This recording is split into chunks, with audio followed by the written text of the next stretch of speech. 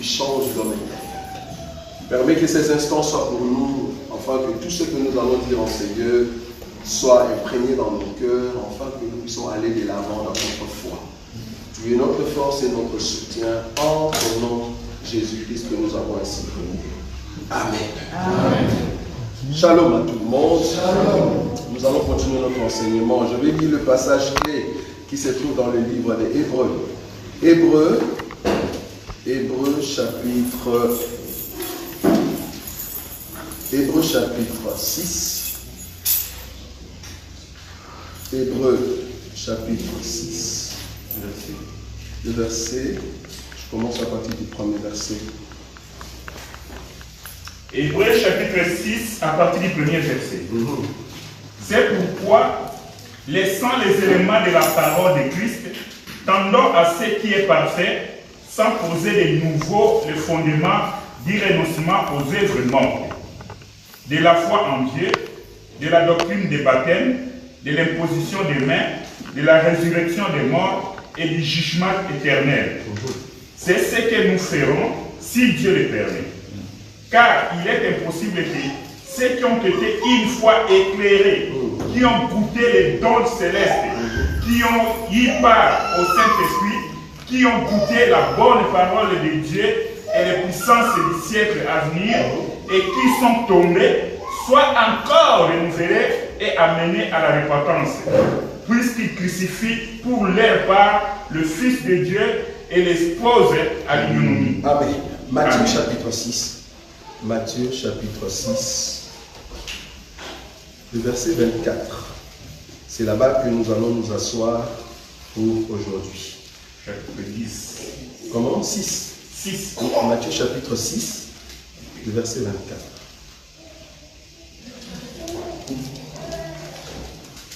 Matthieu chapitre 6, verset 24. Nous lisons au nom de Jésus.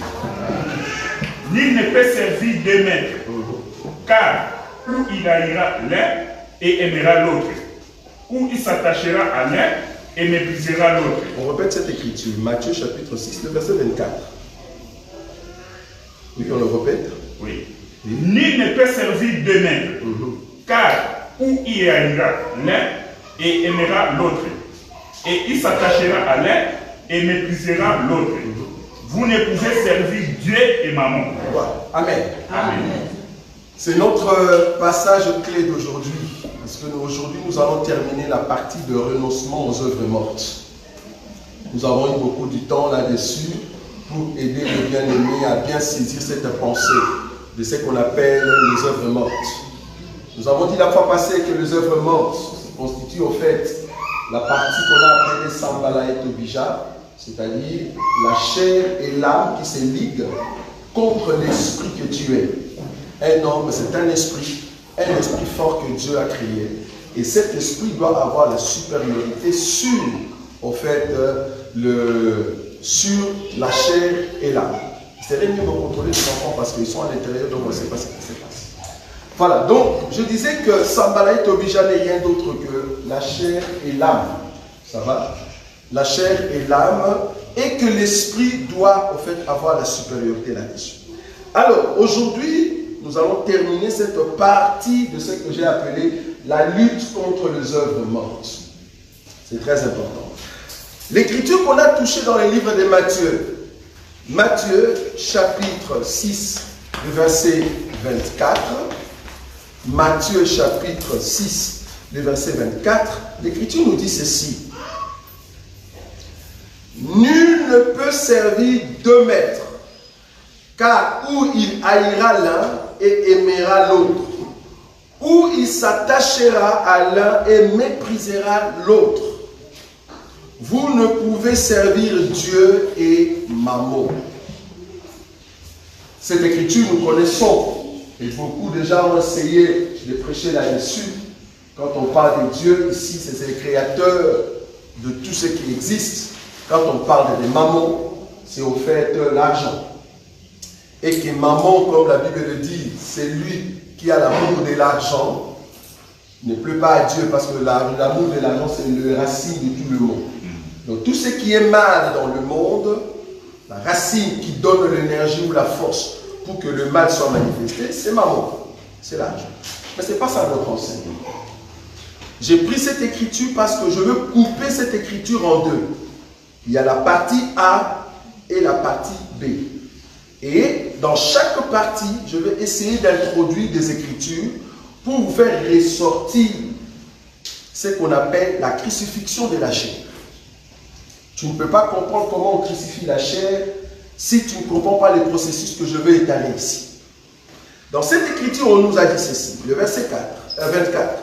Nul ne peut servir deux maîtres, car ou il haïra l'un et aimera l'autre. Donc ici, on peut voir une personne qui était dans le monde, parce que nous terminons aujourd'hui la partie des renoncements aux œuvres mortes, et que la chair dirigeait. À un moment, tu vas prendre la décision d'abandonner le monde. Pourquoi? Parce que tu dois aller vers Jésus. Tu étais dans tout ce qui était les œuvres mortes, que nous allons citer tout à l'heure, dans tout ce qui était les œuvres mortes, et à un moment, tu te dis, j'en ai marre, au fait, de vivre cette vie. Parce que si tu ne prends pas la décision de haïr ce que nous allons citer ici, tu ne peux pas, au fait, aimer l'autre. Je ne sais pas si vous voyez ça. Parce qu'il faut haïr l'un pour aimer l'autre. On sait qui était le l'un dans ta vie, c'était l'homme ancien. Je ne sais pas si vous voyez ça. C'était l'homme ancien qui vivait en vous. Mais il faut maintenant haïr cet homme-là. Il ne faut pas lui proposer. Non.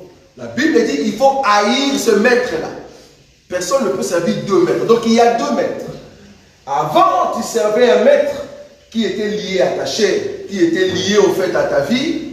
Mais à un moment, pour aimer l'autre, que nous allons identifier ici, il faut d'abord commencer par haïr. Or, tu ne peux pas haïr si tu ne l'avais pas trouvé. Parce qu'avant d'haïr quelque chose, c'est parce que tu avais trouvé une autre chose. Je ne sais pas si vous comprenez.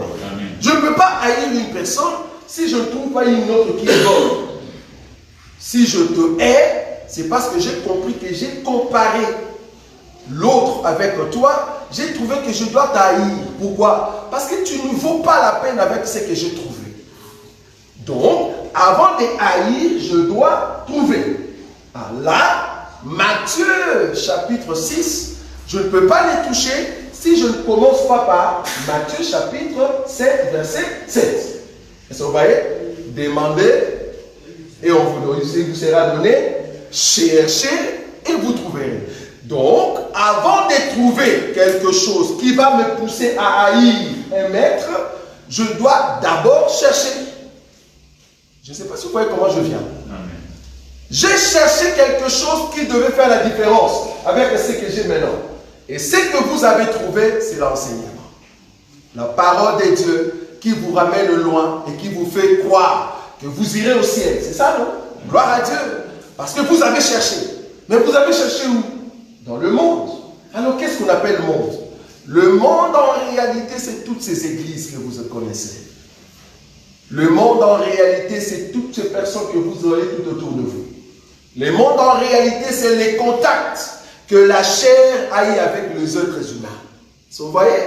Ça s'appelle le monde. Si dans le monde, tu n'as pas pu trouver l'homme idéal de ta vie, alors à un moment, si tu le trouves, vouloir ou pas, tu dois haïr le monde. Vous voyez ça? Tu dois haïr le monde. Je dois haïr le péché. Qu'est-ce qui se trouve dans le monde? C'est Galates chapitre 5 que nous allons lire aujourd'hui. Galates chapitre 5. Je dois haïr. Mais qu'est-ce que je dois haïr? C'est là-bas les œuvres mortes. Galates chapitre 5, le verset 19. Jusqu'à 21. Galates chapitre 5, à partir du verset 19. Oui. Au nom de Jésus. Oui. Or, les œuvres de la chair sont manifestes. Voilà. Ce sont l'impudicité, Oui. l'impureté, Oui. la dissolution, Oui. l'idolâtrie, la magie, les inimitiés, les querelles, les jalousies, les animosités, les disputes, les divisions, les sectes, l'envie, l'ivrognerie, les excès de table et les choses semblables. Verset 21. l'envie, l'ivrognerie, les excès de table et les choses semblables. La dernière partie, continue. Je vous dis d'avance, comme je l'ai déjà dit, que ceux qui commettent de telles choses n'hériteront point le royaume de Dieu. Ah, ok. Donc nous avons le royaume de Dieu et le royaume de la terre. Le royaume de la terre, c'est tous ceux qui s'attachent aux œuvres mortes. On est d'accord. Donc tu ne peux pas hériter le royaume de Dieu comme Paul le dit ici, si on voit en toi les œuvres du monde. Donc, à un moment, tu dois haïr le monde. C'est là-bas que je suis. Parce que je vous amène maintenant vers la foi. Là, on était dans les œuvres mortes, parce que la deuxième partie, ça sera la foi. Maintenant, comment je vais arriver dans la foi? Je dois commencer d'abord par haïr le monde. Si tu aimes le monde, l'amour de Dieu n'est pas en toi. Tu dois d'abord commencer par haïr. Ok? Mais pour que la haine du péché, c'est ça le terme, le verbe c'est haïr, mais dans le cœur ça veut dire la haine. J'ai la haine. Haine du péché, haine du monde. Le monde ne me plaît plus. En d'autres termes, le monde m'a déçu. C'est pour ça que je te hais. Je ne sais pas si vous voyez ça. Il ne faut pas aimer le monde. Pourquoi tu vas aimer le monde? Tout ce qui est musique, tout ce qui est du monde, il ne faut pas aimer. Il faut avoir la haine. Quand on dit la haine, ça dit quand je te regarde, ça, je t'aime pas. C'est ça la haine. Tu dois haïr le monde pour aimer quoi? Aimer Galates chapitre 5, le verset 22. On peut lire rapidement. C'est-à-dire, je hais Galates chapitre 5, verset 19 jusqu'à 21, pour aimer Galates chapitre 5, le verset 22. On va lire là. Je lis au nom de Jésus. Voilà. Mais les fruits de l'esprit, voilà, c'est l'amour, la joie, la paix, la patience, la bonté, la bénignité, la fidélité, la douceur, la tempérance. Jusqu'à 23. La loi n'est pas contre ces choses. Vous avez vu? Amen. Donc si j'aime ces choses, la loi n'est pas contre ça. Donc du coup, je vais hériter le royaume des cieux. Donc le Matthieu chapitre 6, la première partie, le verset 24a, veut dire, je dois haïr le maître qu'on appelle le monde, parce qu'il était mon maître. C'est lui qui dirigeait en moi. C'est lui qui me contrôlait. Avant de sortir, j'ai demandé au monde. Avant de partir quelque part, j'ai dit au monde, si je vais aller dans une fête, je vais m'habiller comment? Parce que c'est mon maître. Est-ce que vous voyez ça? Je n'ai pas quelque chose pour manger à la maison. Monde, qu'est-ce que tu me dis? Mais c'est facile, va dans un carrefour, vole. Est-ce que vous voyez le maître, comment il me dirigeait? Parce que j'étais dans le monde, les œuvres mortes. Il y a une personne qui se met devant moi. Toi, monde, qu'est-ce que tu me dis? Mais vas-y, chiffre-le. Vas-y, prends une arme, un couteau, mets-le. Et là, il y a l'agression qui prend la supériorité en toi. Donc, en réalité, la chair est en contact avec son maître, qui est le monde. Du coup, tu es dirigé par le monde. C'était ton maître. Mais personne ne peut servir deux maîtres. Donc, je dois enlever un pour que je puisse aimer l'autre. Maintenant que j'ai cherché, j'ai trouvé l'enseignement.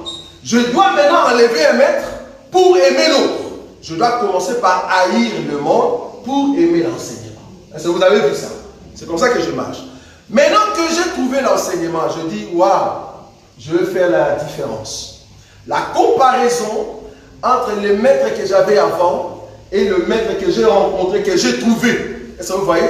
Le maître que j'ai trouvé où? Que j'ai trouvé dans l'enseignement. Et ce maître, c'est Jésus. Ok. Mais personne ne peut servir deux maîtres. Maintenant, il me faut un choix. Parce que j'ai trouvé Jésus qui est le bon. Mais j'ai en moi le maître que je hais, que je n'aime pas. Alors, il me faut une solution. Parce que je ne peux pas servir deux maîtres. Pour le moment, j'ai un maître qui est le monde, avec les œuvres mortes. Mais je ne fais pas cette vie-là. Alors, je dois faire quelque chose. Parce que je ne peux pas avoir les deux maîtres. Personne ne peut servir deux maîtres. Il faut haïr l'un et aimer l'autre. Donc, il me faut une résolution. Est-ce que vous voyez ça? Amen. La résolution serait quoi? Parce que j'aime maintenant Jésus. Mais Jésus ne peut pas venir dans ma vie parce que j'ai un autre maître. Je ne sais pas si vous voyez ça. Jésus, je t'aime, c'est vrai. Mais tu ne peux pas venir dans ma vie parce que je suis soumis à la loi du monde. Quand je sors, c'est le monde que je démonte. Quand je vais dans un milieu, c'est le monde qui me donne les conseils. Mais je ne l'aime plus. Je le hais. Parce que le monde m'a déçu. Mais toi, Jésus, je t'aime. Mais tu ne peux pas venir dans ma vie parce que je ne sais pas servir deux maîtres. Alors, quelle est la solution? Il faut trouver maintenant la résolution. Est-ce que vous voyez ça? La résolution. La résolution, c'est quoi? Je vais prendre une écriture. D'abord, Galates chapitre 5, toujours, le verset 24. Nous cherchons maintenant la résolution. Parce que je vous amène à la foi. Remarquez la marche. C'est la marche de l'église. Est-ce que vous voyez ça? Nous avons quitté les œuvres mortes. Nous allons vers quelque chose. C'est une marche. Maintenant, je fais maintenant la marche, le pas de haïr le monde. Mais j'aime Jésus. Mais comment Jésus peut venir dans ma vie alors que j'ai un autre maître? Quelle est la résolution? Galates chapitre 5, le verset 24. Galates chapitre 5, verset 24. Oui. Ceux qui sont à Jésus-Christ ont crucifié la chair avec ses passions et ses désirs. Merci. Donc, si je veux être en Jésus-Christ, je dois crucifier ma chair. En d'autres termes, si je veux servir Jésus qui est le nouveau maître, je dois tuer le premier maître. Donc la solution, c'est d'empoisonner mon maître. C'est de prendre une arme, une machette, quand le maître dort, je viens le couper en morceaux. Parce que étant donné qu'il est toujours mon maître, je ne saurais pas sortir auprès de lui parce que je suis esclave. Donc à un moment, avec la haine que j'ai, je dois manifester la haine. Est-ce que vous voyez là où je suis? Amen. Je dois manifester la haine contre la chair, contre le monde. Alors du coup, je dois crucifier cet homme-là. Je dois le crucifier. Romains. Remarquez comment tout revient là. Romains chapitre 7. Romains chapitre 7. Romains chapitre 7. Donc ce que je dois faire, c'est quoi? Romains chapitre 7, à partir du premier verset, frère Roger. Romains chapitre 7, à partir du premier verset. Oui. Je lis au nom de Jésus. Ignorez-vous, frères, car je parle à des gens qui connaissent la loi, que la loi exerce son pouvoir sur l'homme aussi longtemps qu'il vit. Ainsi, une femme mariée est liée par la loi à son mari tant qu'il est vivant. Mais si le mari meurt, elle est dégagée de la loi qui l'a liée à son mari. Si donc, du vivant de son mari, elle devient la femme d'un autre homme, elle sera appelée adultère. Mais si le mari meurt, elle est affranchie de la loi, de sorte qu'elle n'est point adultère en devenant la femme d'un autre. De même, mes frères, vous aussi, vous avez été, par le corps de Christ, mis à mort en ce qui concerne la loi, pour que vous apparteniez à un autre, à celui qui est ressuscité des morts, afin que nous portions des fruits pour Dieu. Car lorsque nous étions dans la chair, les passions du péché provoquées par la loi agissaient dans nos membres, de sorte que nous portions les fruits pour la mort. Voilà les œuvres mortes. 6 maintenant. Mais maintenant, nous avons été dégagés de la loi, étant morts à cette loi sous laquelle nous étions retenus, de sorte que nous servons dans un esprit nouveau, non selon la lettre qui a vieilli. Est-ce que vous avez vu ça? Amen. Merci. Donc en d'autres termes, Romains 7 veut nous dire ceci. Une femme qui est liée à un mari, en d'autres termes, une personne qui est sous l'autorité d'un maître. Cette personne-là, tu ne peux pas sortir de cette autorité-là si le maître ne meurt pas. Si ton mari n'est pas mort, tu ne peux pas prendre un autre mari. Sinon, tu seras appelé adultère. Donc, une personne qui vit dans les œuvres mortes, qui manifeste encore la chair, mais qui vient à l'église, c'est un adultère. Est-ce que vous avez vu ou pas? Amen. Pourquoi? Parce que tu es encore dans le monde, Mais tu veux encore Jésus. Tu veux avoir deux maris. Tu es un adultère. Un homme ne peut pas avoir deux maîtres. Il faut haïr l'un pour aimer l'autre. Mais toi, tu aimes les deux. Ça ne va pas. Tu ne peux pas aimer et le monde et l'église. Ce n'est pas possible ça. Non. Tu dois haïr l'un pour aimer l'autre. Donc la femme était soumise à son maître qui était premier, mais il fallait sortir du mariage. Mais comment je vais sortir du mariage? Parce que le mari ne m'a pas chassé. Le mari me garde encore. Le mari dit, je consens. Est-ce que vous voyez ça l'écriture? Je consens d'habiter avec toi. Parce que quand tu mets des mini-jupes, moi le monde, je suis content. Quand tu tabasses ta femme à la maison, moi le monde, je suis content. Quand tu prends de la drogue, moi le monde, je suis content. Alors je consens de rester avec toi. Maintenant, si toi, la femme, tu es le mari, il faut que le mari meure. Il faut que le mari meure. Sinon, le mari ne mourra pas. Or, pour que le mari meure, il faut aller auprès d'un autre mari. Je suis dans la révélation. Hein. Je ne parle pas de vos maris à la maison. Sinon, vous allez tuer vos maris. Je suis dans la révélation. Je ne donne pas un conseil comment tuer son mari à la maison. Non. Je donne un conseil comment tuer la chair de l'homme ancien. Vous voyez ça? Le fait que j'ai rencontré l'enseignement doit me dire comment je veux faire pour tuer l'homme ancien. Vous voyez ça? Amen. En d'autres termes, le nouveau mari, c'est lui qui m'a donné les conseils de comment je dois empoisonner mon mari. Est-ce que vous voyez ça? Amen. C'est Jésus, l'enseignement, qui me pousse à dire à l'homme ancien, je t'aime plus. Pourquoi? Parce que mon amour, j'ai trouvé ça en Jésus maintenant. Est-ce que vous voyez ça? Amen. Et maintenant, Jésus va me donner des techniques. Oui. Comment tu dois tuer cet homme? Les techniques, c'est quoi? Écouter l'enseignement et rester dans la prière. C'est ça le poison. Le poison pour tuer l'homme ancien, le mari qui régnait sur toi, c'est l'enseignement et la prière. C'est ça qui fait monter en toi ce qu'on appelle la crainte de Dieu.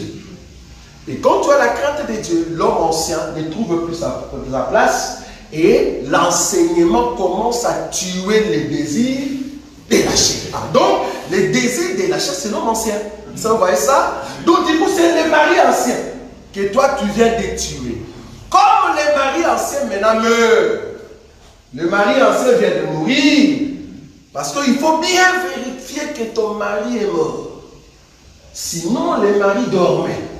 Parce que nous avons des femmes, leur mari dormait en fait. Eux, ils ont pensé que, ou elles ont pensé que le mari était mort. Et puis, elles ouvrent la porte pour en faire entrer le nouveau mari.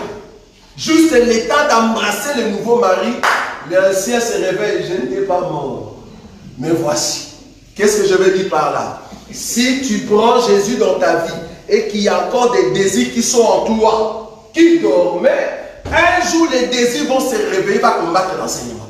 Est-ce que vous voyez ça? C'est parce que tu as encore l'homme ancien en toi. Si l'homme ancien demeure encore en toi, il va se réveiller. Il faut être sûr que l'homme ancien est mort. Par quoi? Par le poison de l'enseignement. Il faut être sûr que l'enseignement est bien entré et que l'homme ancien meurt. Okay. Maintenant que l'homme ancien est mort, maintenant je peux m'attacher. Est-ce que vous voyez ça? Je peux m'attacher à Jésus parce que je ne peux pas épouser Jésus si j'ai un autre mari. Sinon je serai appelé comment? Adultère. Nous avons des soi-disant chrétiens mais qui sont des adultères. Adultère pourquoi? Parce que tu mélanges Jésus et le monde. Les œuvres de la mort sont là, les œuvres de la chair sont là, mais tu veux venir à l'église. Tu dois d'abord tuer cet homme-là. C'est pour ça que la Bible dit Dieu rajoutait à l'église de Jérusalem les âmes de ceux qui étaient comment? Sauvés. Sauvé veut dire tu as tué l'homme ancien, maintenant tu viens te laisser entre les mains du Seigneur, tu dis je n'ai plus de mari. Mais toi Jésus, maintenant sois mon mari. Comme ça Jésus va te prendre en mariage. Jésus n'aime pas que tu puisses le mélanger avec un autre homme. Un homme qui se respecte dans notre évangile, si ta femme te trompe, bibliquement parlant, le seul moyen qui va te donner la paix, c'est de chasser cette femme-là. Ça, c'est dans notre évangile, malheureusement. Si tu trompes Jésus, sois sûr, Jésus ne va pas te laisser. Quand je dis tromper ici, je ne parle pas de mentir. Hein, j'ai menti, c'est ça pour tromper Jésus. Non, tromper Jésus veut dire, je suis parti auprès du diable et je l'adore, en même temps je vais dans l'église. Adorer le diable veut dire donner son âme au diable. Est-ce que vous voyez ça? Une personne qui a donné son âme au diable, même si tu vas dans l'église catholique, tu n'iras à l'enfer. Un franc-maçon qui a donné son âme au diable, même si tu vas dans l'église catholique, tu n'iras à l'enfer. Tu ne vas pas entrer. Ton âme, tu l'as donnée au diable. Et comment tu vas entrer? Tu n'entreras pas. Je ne parle pas de mentir. Non, ça, c'est son de. On branche, comme la Bible dit. Je peux brancher. Ce n'est pas ça, en fait, mentir à Jésus. Ou soit tomber avec un autre homme. Non. Tomber avec un autre homme veut dire j'ai donné mon âme. Parce qu'en réalité, une femme ou un homme qui tombe, en réalité, c'est un choix. Ce n'était pas un viol. C'était un choix d'une personne qui quitte sa maison, qui a laissé son mari et sa femme à la maison et qui dit aujourd'hui je vais tomber à l'hôtel tel. Je connais l'adresse, je connais le numéro et je sais l'heure à laquelle je vais entrer dans cet hôtel. Et l'habit que je veux mettre, c'est par rapport au rendez-vous, là où je vais commettre mon péché. Mais ma femme ne le sait pas, mon mari ne le sait pas. Donc c'est un choix. Donc une personne qui tombe, ce n'est pas l'erreur. Ce n'est pas l'erreur, c'est un choix. Il a fait un choix dans son cœur de tomber à l'hôtel avec une personne. Mais non, après avoir attrapé cette personne-là, si la personne regrette, la personne ne regrette pas le fait qu'il t'a causé du tort. Non. En réalité, la personne regrette parce que vous l'avez attrapé en flagrant délit. Parce qu'en réalité, il pouvait toujours cacher le même péché. Et nous avons des frères et des sœurs qui sont dans le couple, mais ils ont déjà trompé une fois leur mari, mais le mari ne sait pas, la femme ne le sait pas. Mais toi-même, tu le sais. Toi-même, tu le sais. Et tu l'as fait une fois, deux fois, trois fois. Bien qu'on ne t'a pas encore attrapé. Mais comprends que ce que tu fais, ça s'appelle adultère. À moins que tu puisses l'avouer à ta femme ou à ton mari pour que les pardons viennent. Vous voyez là où je suis. Donc Jésus ne peut pas nous pardonner si tu ne viens pas sincèrement lui dire Seigneur, j'ai tombé, j'abandonne l'homme ancien. Je le laisse. Je veux plus, je veux que toi tu viennes dans ma vie. Alors là maintenant, Matthieu chapitre 6, le verset 24b viendra parce que la Bible dit personne ne peut aimer deux maîtres. Soit tu haïras l'un et tu aimeras l'autre, ou soit tu t'attacheras. Est-ce que vous voyez ça? Tu t'attacheras à l'un et tu mépriseras l'autre. Donc si j'ai haï le monde, j'ai haï la chair pour aimer l'enseignement, je dois maintenant m'attacher à l'enseignement. Tu dois t'attacher. C'est quoi s'attacher à l'enseignement? Peut-être que tu ne vois pas. Je vais prendre une écriture. Philippiens. Non, 1 Corinthiens chapitre 6. C'est quoi s'attacher? 1 Corinthiens chapitre 6, le verset 16. 1 Corinthiens chapitre 6. C'est quoi s'attacher? Parce que tu t'attacheras pour mépriser l'autre. Voilà, 6. Le verset 16. 1 Corinthiens chapitre 6, verset 16, oui. Je lis au nom de Jésus. Oui. Loin de là, ne savez-vous pas que celui qui s'attache à la prostituée est un seul corps avec elle? Oui. Car, est-il dit, les deux deviendront une seule chair. 17. Mais celui qui s'attache au Seigneur est avec lui un seul esprit. Est-ce que vous avez vu ça? Amen. Celui qui s'attache au Seigneur, tu deviens un seul esprit avec le Seigneur. Mais avant de toucher le Seigneur, ils ont dit, celui qui s'attache à une femme prostituée, tu deviens avec elle quoi? Une même chair. Quand on dit une même chair, parce que la prostituée, pour la connaître, pour s'attacher avec elle, c'est par la relation sexuelle. On est d'accord? C'est par la relation sexuelle et qu'il y a la sémence de l'homme qui est donnée. On est d'accord? Donc c'est ça qu'on appelle s'attacher. Quand la Bible dit, l'homme quittera son père et sa mère et s'attachera. Cela veut dire que l'homme quittera ses parents et va connaître sa femme. Est-ce que vous voyez ça? Connaître sa femme, je veux lui donner la sémence pour que nous soyons nous deux même chair. L'Écriture le dit ici, même chair veut dire le fait que nous sommes dans le même corps, dans les relations sexuelles. Est-ce que vous voyez ça? Et que je donne la sémence. Maintenant, par rapport à Jésus, pour que je devienne le même esprit, parce que Jésus est un esprit, il faut que Jésus me donne sa sémence. Amen. Si je ne reçois pas la sémence de Jésus, comment est-ce que je peux dire que je m'attache à Jésus? S'attacher à Jésus veut dire Jésus m'a donné sa sémence, alors moi et Jésus nous devenons un seul esprit. Oh, l'enseignement, c'est ça la sémence. C'est quand tu écoutes l'enseignement et que l'enseignement te transforme, c'est là-bas que nous disons, voilà, tu t'es attaché à Jésus. Parce que vouloir ou pas, nous avons un homme qui est tellement puissant, quand tu t'attaches à lui, juste la première fois, tellement que tu l'aimes, vouloir ou pas, il va t'engrosser. J'aime ça. Est-ce que vous avez compris ou pas? Amen. Jésus, si tu le rencontres, tellement qu'il est fort, quand tu le rencontres pour la première fois, tellement que tu l'as aimé, il va te donner la grossesse. Pourquoi? Parce qu'il veut marquer dans la vie d'une femme que c'est lui qui est le propriétaire de l'enfant. Et quand tu as la grossesse, vouloir ou pas, tu ne marcheras plus comme tu étais avant. Une femme qui a la grossesse ne marche pas comme tout le monde, frère. Ne mange pas comme tout le monde. La nourriture que tu mangeais avant dans le monde. Mais si tu viens à Jésus, la viande que tu aimais, tu vas dire à la place de la viande, j'ai besoin d'une mangue, mais une mangue qui n'est pas mûre, une mangue qui est aigre. J'ai besoin du sel à côté. Ça, c'est la nourriture que tu vas manger toute la journée. C'est parce que Jésus t'a donné une sémence qui change même ta nourriture. Est-ce que vous voyez ça? Mais toi, depuis que tu as rencontré Jésus, soit disant que tu as la grossesse, tu continues toujours avec la viande grillée. Ah, on comprend que tu n'as pas la grossesse, frère. Alléluia. Tu n'as pas la grossesse. Amen. Tu dois avoir la grossesse avec Jésus. Amen. Changer de nourriture.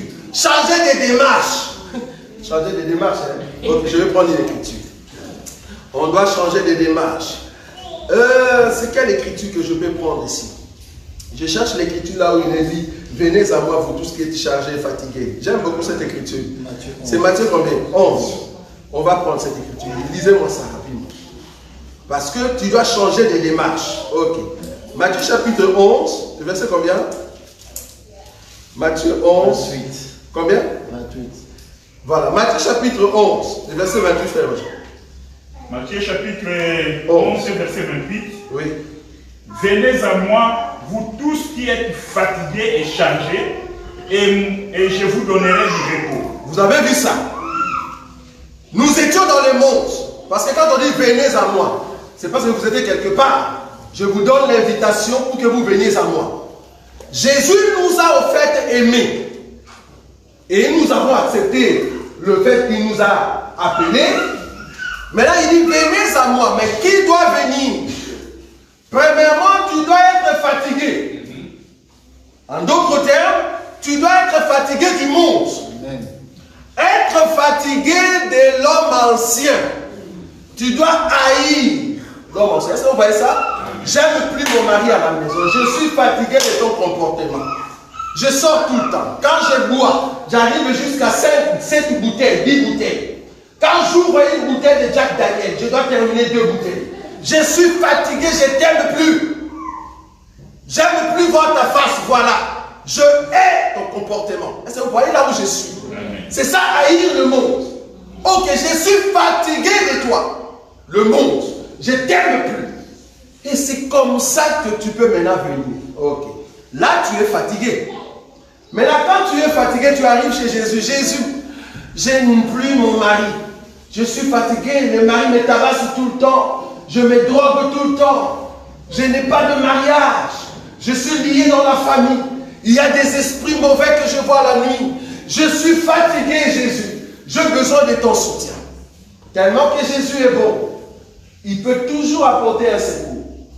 Mais ce que Jésus veut, ce n'est pas la fatigue. Parce qu'une personne qui est fatiguée, si la personne retrouve la force, la personne rentre. Est-ce que vous voyez ça?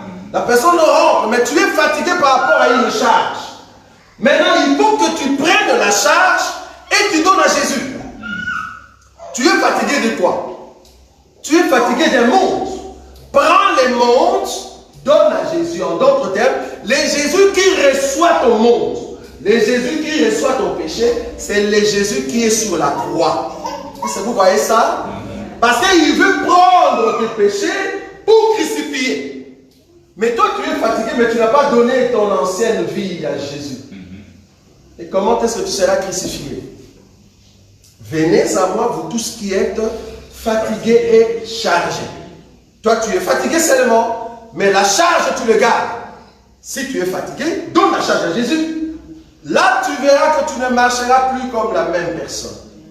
Un enfant de Dieu qui marchait tout le temps sur Clémenceau avec des mini-jupes. Un enfant de Dieu qui était tout le temps à Matongué avec des pantalons serrés, les ventres dénudés, avec des piercings sur ton nombril. Un enfant de Dieu qui a rencontré Jésus, cet enfant de Dieu doit marcher autrement. Si nous te voyons, qui se dit chrétien, mais nous voyons ton ventre, avec les nombrils, et puis dans les TikTok, tu chantes Alléluia, avec ton nombril là, Alléluia, avec ton ventre, Alléluia. On se dit, il y a un problème. Un frère en Christ musclé, avec une culotte, il chante Jésus c'est. On se dit, attendez, avec le coup culotte là, donc tu nous montres comment tu fais les basiques fit, tu vois. Donc on a un problème. Avec tes tablettes de, tu vois, tablette, comment dire, tablette de chocolat, c'est ça? Moi j'appelle ça tablette de biscuits. Parce qu'en réalité, Jésus doit te donner des coups pour que ça se brise.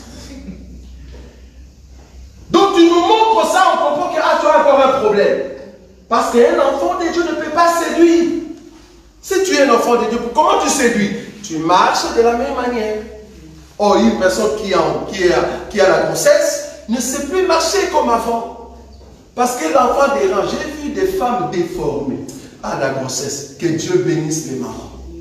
La grossesse. Mais non, attendez, peut-être que vous n'avez pas encore vécu ça, les jeunes. Il faut voir ça. Moi, je bénis Dieu que vous puissiez vivre ça. La femme que tu as aimée, que tu as chérie, je ne sais pas où.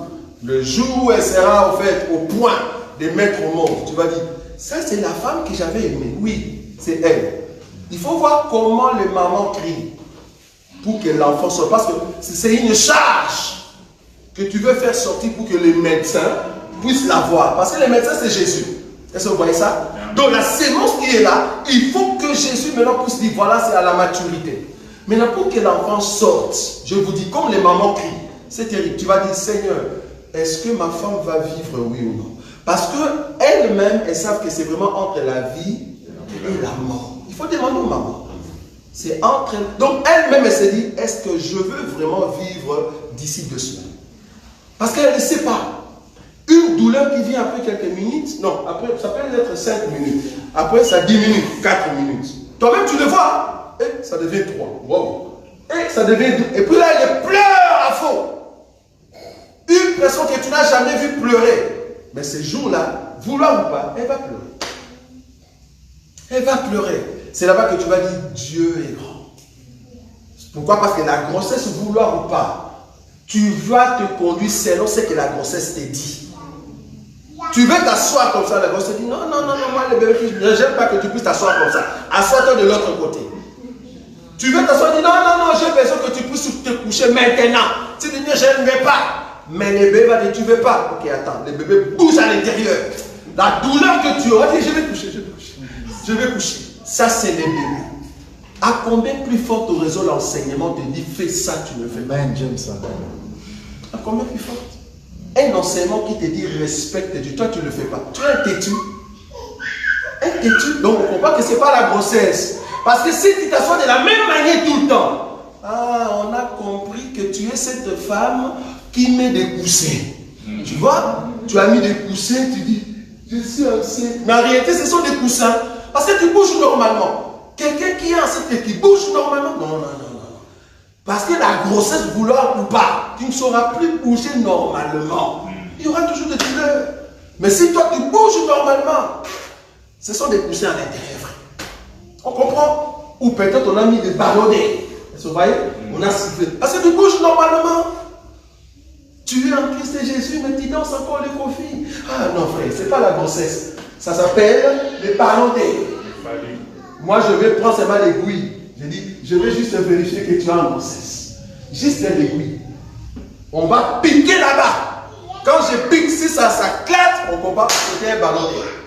Qu'est-ce que je vais dire? Si j'amène l'enseignement et que l'enseignement te dérange, on comprend. Parce que je t'ai piqué, on a compris. Ah, j'aime pas cet enseignement. Mais si tu as la grossesse, il faut aimer la douleur de la grossesse parce que tu sais qu'à la fin, l'enfant va quoi? Va sortir.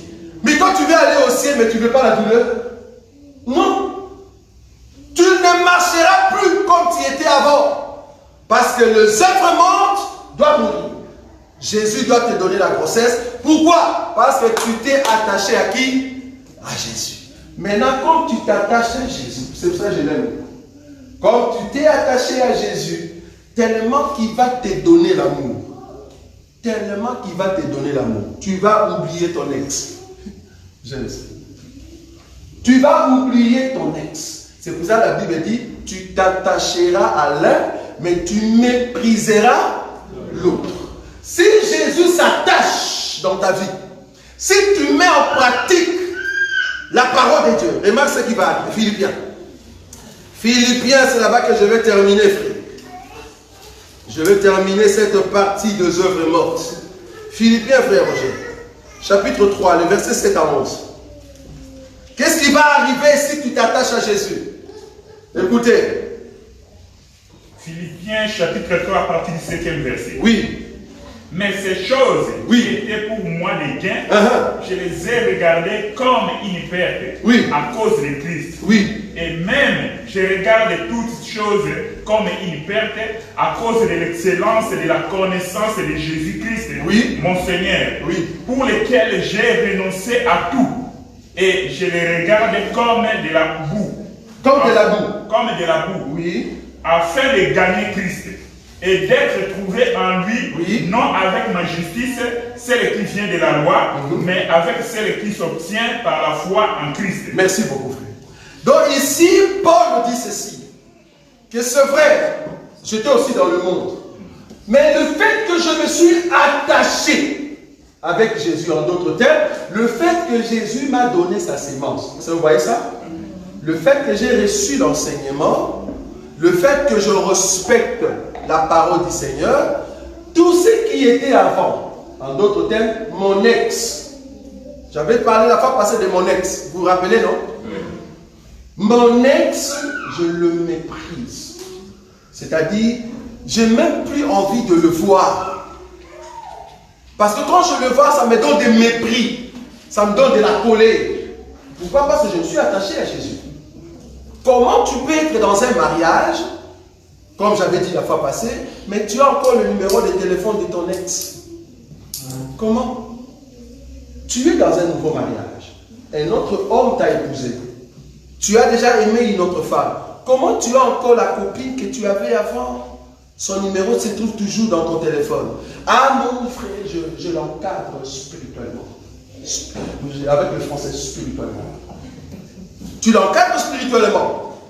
Ok, continue, tu vas voir que tu vas tomber encore. Parce que c'est lui qui a bu. Fera quoi? C'est lui qui a bu, boira. Si tu penses que tu es trop fort plus que Joseph, si tu penses que tu es plus fort plus que Joseph, je te dis, c'est toi que la femme de Potiphar va arrêter nu maintenant avec les draps. Parce que Joseph n'était pas là, c'est seulement les draps. Mais toi, on va t'attraper et les draps et toi-même dans une chambre. Et là, tu dis, Seigneur, pardonne-moi. Nous n'allons pas te pardonner, frère. Parce qu'on a compris que tu voulais te faire fort plus que Joseph. Tu ne peux pas avoir le numéro de téléphone de ton ex. Non. Pourquoi? Les copines que tu avais avant. Si réellement tu as abandonné cette vie, pourquoi tu continues à avoir son numéro? Tu as encore sa photo. Qu'est-ce que tu fais avec? Qu'est-ce que tu fais avec? Ou soit tu as abandonné ton passé pour être dans un présent et aller vers le futur, ou soit tu regardes tout le temps derrière, comme la femme de Lot, parce que tu regrettes ton passé. Tellement que tu regrettes ton passé, vouloir ou pas, le diable va te retourner là-bas. J'ai toujours dit qu'un ex, il viendra toujours avec des bonnes choses, mais qui étaient dans le passé. Il ne viendra pas avec des choses qui sont dans le présent et dans le futur. Non. Il viendra toujours avec des choses qui étaient dans le passé afin de te faire tomber. Donc un enfant de Dieu qui est dans un mariage ne peut pas avoir le numéro de ses ex. Qu'est-ce que tu vas faire? Parce que tu as une personne maintenant dans le mariage, continue avec cette personne-là, essaye d'étudier la personne en question, et c'est comme ça que tu vas aller de l'avant. Nous avons vu de sœurs en Christ qui étaient dans le monde avec une personne. Ils sont sortis avec cette personne dans le monde. La sœur est venue en Christ et Jésus, elle a épousé un pasteur. Dans la marge de leur vie, alors que la femme en question gardait toujours des contacts avec son ex. Mais comme l'ex n'avait pas épousé, c'était un ex-copain, mais il reste avec la beauté de ces ex-là. Arrivé dans le mariage, il amène des problèmes par-ci, par-là, jusqu'à ce qu'il a créé l'ambiance pour dire que je vais sortir de ce mariage. Et en sortant de son mariage avec les pasteurs, qu'est-ce que la sœur a fait? Elle est rentrée avec l'ex. Vous voyez? Elle est rentrée avec l'ex. Donc on comprend que tu avais des contacts avec cet ex-là. Vous l'avez. Parce que si ex était bon, pourquoi tu ne l'avais pas épousé quand tu étais encore de l'autre côté? C'est parce que tu avais trouvé que je devais les haïr. Tu ne l'as pas aimé et tu as changé de camp. Quand tu as changé de camp, oublie les passés. Jésus ne peut pas venir dans notre vie et en même temps nous pensons toujours au concombre de l'Égypte. Hein? Les enfants d'Israël sont sortis, ils ont dit à Moïse, tu nous amènes ici dans le présent, un présent désertique. Est-ce que tu as oublié que nous en Égypte, on mangeait de la viande, on mangeait des concombres, mais ils ont oublié qu'en réalité Pharaon les a fait des esclaves, juste pour des concombres. Donc en réalité, un mari qui tabassait une fille quand ils étaient dans le monde, et qu'il te rencontre, toi un frère en Christ, très bon, gentil, doux, tu ne les tapes pas, c'est comme si l'homme pensait lui, ah, il faut qu'on te tape. Il faut qu'on te tape. Commence à penser à l'autre là. Ça ne va pas. Une femme qui aime qu'on puisse te tabasser dans un fond, tu as des mauvais esprits. C'est pas normal. Pourquoi tu pousses l'homme toujours à aller vers la colère pour te taper? J'ai rencontré des femmes qui ont dit, frère, moi je me sens à l'aise quand on me tabasse. J'ai dit, mais tu as des démons de catcheurs. Tu vois des démons de catcheurs. Tu as des démons de catcheurs. Pourquoi tu veux te mettre toujours en combat avec ton mari? Donc si tu les tapes pas, elle n'est pas calme. Donc la maîtrise vient quand tu lui donnes des coups et des gifles. Ça, on dit, il y a un problème. C'est un mauvais esprit. Une femme qui cherche des querelles jusqu'à amener son mari, jusqu'à les tabasser pour que les calmes reviennent, ce n'est pas une bonne femme. Il faut faire attention. Parce qu'en réalité, la parole doit te briser pour que tu changes de camp. Paul a dit que ce que je regardais comme bien, qui était gain avant, mais aujourd'hui en Christ et Jésus, je vois que c'était perte de temps. J'ai perdu mon temps avec un homme, j'ai perdu mon temps avec un maître, avec tout ce qui était dans le péché, alors que je pouvais servir le Seigneur. En tout cas, je le regarde comme de la boue. Qui d'entre nous ici peut manger de la boue? Personne. C'est parce que c'est inutile, je n'ai plus envie. Mais si tu trouves que dans ta vie, avant que je puisse terminer, si tu trouves que dans ta vie, tu as encore les désirs de la boue, tu as encore besoin de manger ce que tu avais vomi, ce que tu avais rejeté, comprends que tu as besoin de la prière. Tu as besoin qu'on puisse prier pour toi, pour que Jésus puisse t'aider à aller de l'avant. Mais il te faut une décision. Nous ne pouvons pas t'accompagner dans la prière si seulement toi-même tu ne décides pas. Tu dois décider aujourd'hui, faire un choix, haïr le monde, aimer Jésus, s'attacher à ce Jésus-là pour mépriser le monde. Est-ce que vous voyez Matthieu chapitre 6, verset 24? Haïr le monde pour aimer Jésus et attache-toi à ce Jésus-là, alors tu mépriseras le monde. Si tu ne t'attaches pas, tu penses que venir à l'église c'est un passe-temps. C'est parce que les dimanches, on n'a pas un endroit pour aller les matins. C'est pour cela que je viens à l'église. je te dis, tu ne vas pas t'attacher. Il faut que tu puisses être prêt pour que Jésus te donne la sémence. Et c'est comme ça que la grossesse va commencer à grandir. Et tu vas voir que l'enseignement lui-même va commencer à changer ta façon de marcher. C'est parce que tu t'es donné, tu t'es attaché à Jésus. Et c'est là-bas que tu vas mépriser le monde. Mais si tu trouves que dans ton cœur, tu aimes encore le monde, c'est qu'il y a encore un pouvoir de l'ex. Il y a encore un pouvoir de l'homme ancien en toi. Donc, il te faut la prière pour que Jésus puisse te sauver. Amen. Amen. Nous avons nos yeux fermés.